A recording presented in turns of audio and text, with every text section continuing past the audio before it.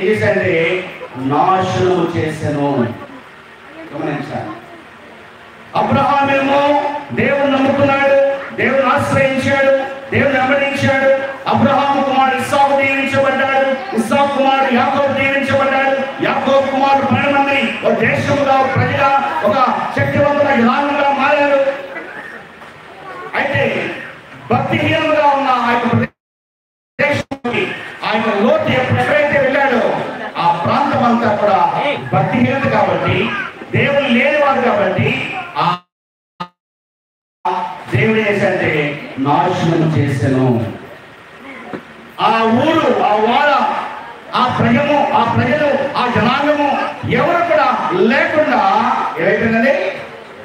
మసిగా చేసేసారు, బొగ్గుగా అయిపోయింది, పాడైపోయిన పట్టణము. ఎవరు మిగిలిన? లోతు ఒక్కడే దేవుడు వెంబడించిన వాడు కాబట్టి, లోతు, నీవు, నీ కుటుంబము మీరు ఎలాగ చెప్పండి, మీరు మొగలిందే. లోతు భార్య వెనక్కి తిరిగి చూసి ఉప్పుస్తంభమైంది. వారి బిడ్డలు పాడైపోయారు, మోయాబీయులు వచ్చారు, అమ్మోనీయులు వచ్చారు, దేవుని వ్యతిరేక జనాంగం వచ్చారు.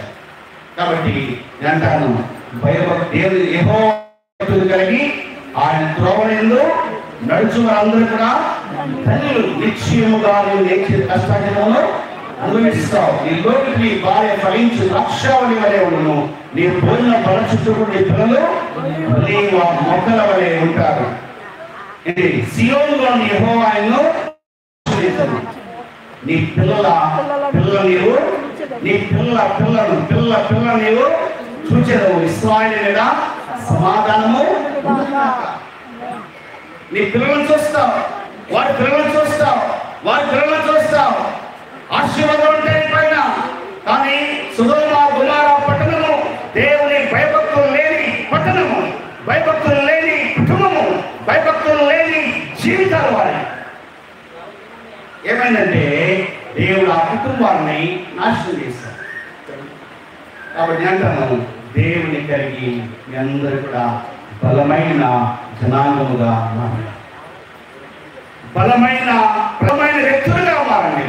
దేవుడు మిమ్మల్ని బహుగా దేవుడు దీవించి ఆశీర్వదించిన కర్తృగా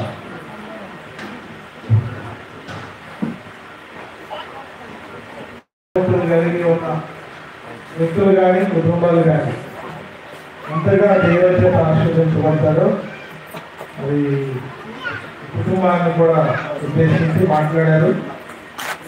ఆ మాటలను మనం దేవుని భయభక్తులు కలిగి దేవుని చేత ఆశీర్వదించబడాలని ప్రేమను తెలియజేస్తాను. సమయంలో అనుభవం చేసిన దేవుడి రాజు గారు 10 నిమిషాలు దైవవర్తమానాన్ని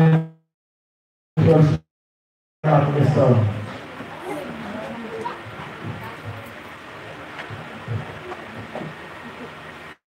స్తోత్రం కలుగును గాక. అందరూ ఒకసారి హల్లెలూయా చెప్తామండి. చేతులు అందరూ దేవుడికి స్తోత్రం చెప్పండి. చాలా సంతోషం. మరి చోటికి రావడానికి కారణమైన అభ్యస్తులు రూపాజ్యోతి గారిని బట్టి, వారి కుటుంబాన్ని బట్టి, అలాగే శ్రీనివాస్ రెడ్డి గారిని బట్టి, అలాగే బాలబాబు యొక్క తల్లిదండ్రులను బట్టి వారికి ఇవ్వబడిన కుమారుడు పేరేంటన్నా అనుని బట్టి నేను దేవుని స్తుతిస్తున్నాను.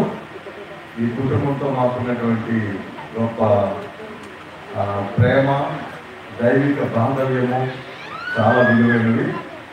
మరి ఆ కుమారుని గూర్చి దేవుడు నాలో నుండి మాట్లాడినప్పుడు వారు ఎంతో సంతోషించి, మరి ఏ యొక్క కార్యం జరిగినా మమ్మల్ని ఇన్వాల్వ్ చేయడం, మమ్మల్ని మర్చిపోకుండా ఉండడం, దీనికి నేను ఎంతో వారికి దేవునికి స్తోత్రం. అలాగే మరి బాలబాబు యొక్క తండ్రి గారు ఒక ఘనమైన దేవుని సేవలో ఆయన కూడా ఒక పాలుభాగం మరి చేయడం ఈ కుటుంబాలన్నింటికి ఆశీర్వాద కారణమని నేను నమ్మి దేవుని స్తుతిస్తున్నాను. మరి సమయ అధ్యక్షుల వారికి, ఇక్కడ కూడిన దైవజనులందరికీ నా హృదయపూర్వక వందనాలు. మరి ఇక్కడ ఎవరైనా దైవ సేవకురాలు పాస్టర్ గారు ఉంటే